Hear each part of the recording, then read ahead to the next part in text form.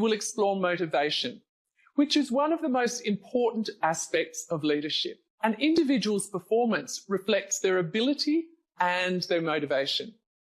It's quite difficult to change somebody's ability, but with the right tools, you can increase their motivation, and we will show you how.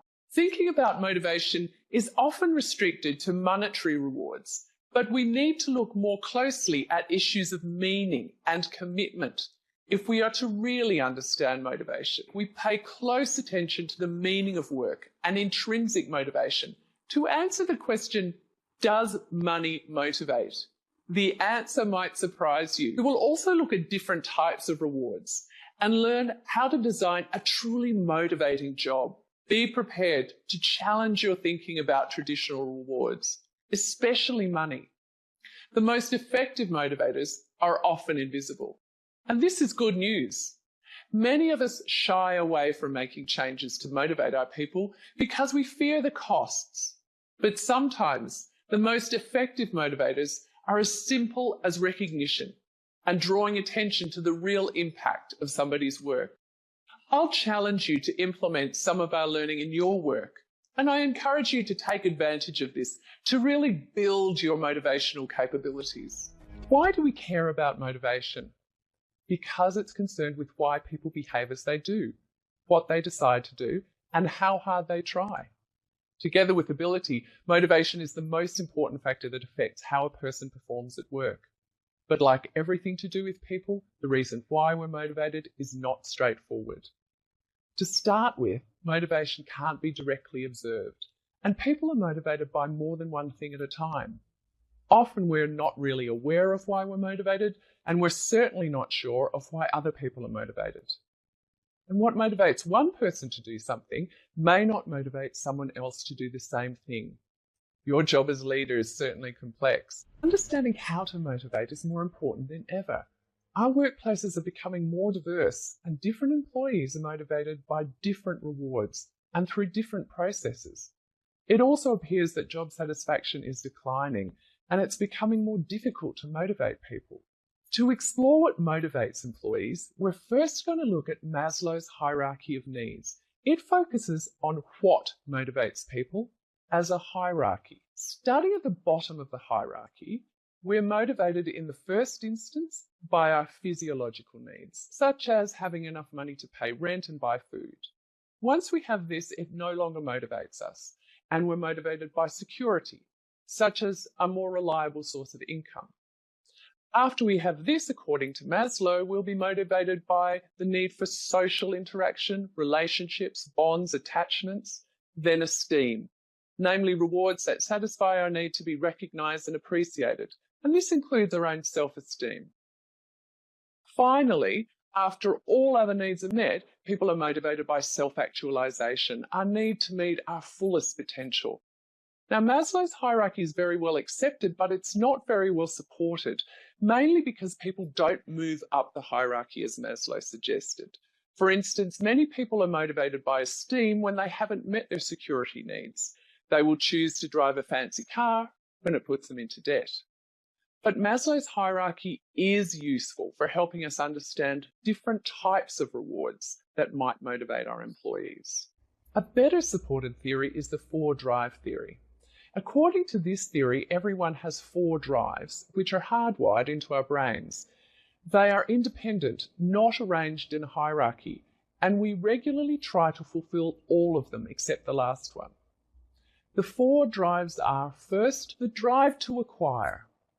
It's our drive to seek and retain objects and personal experiences.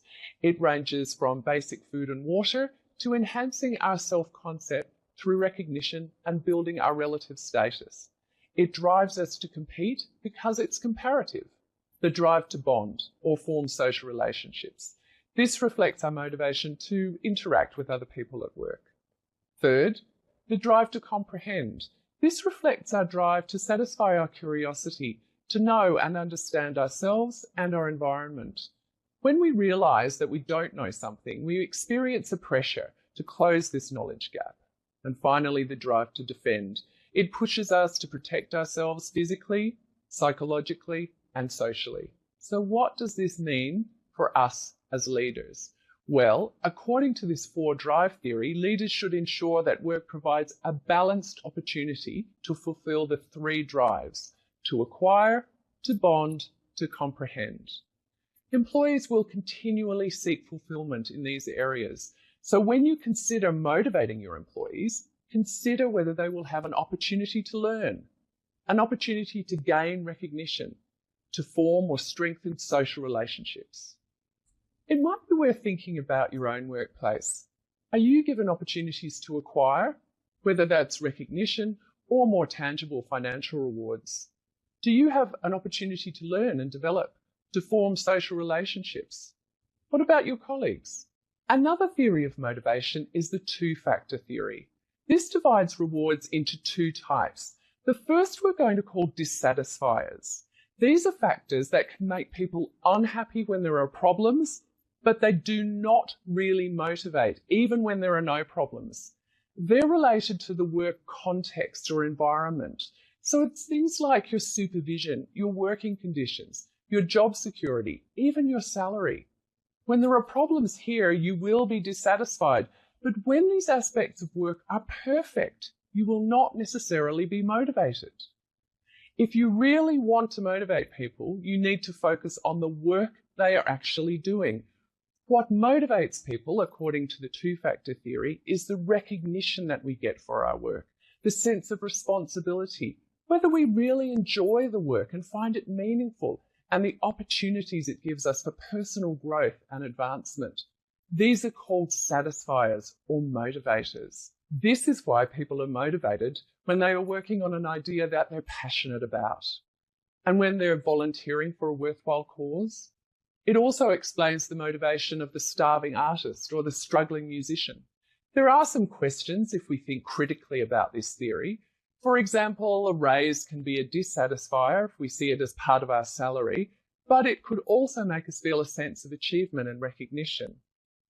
However, despite some limitations, there is mounting evidence that meaningful work is very important for motivation, especially for younger workers, those born after the baby boomers.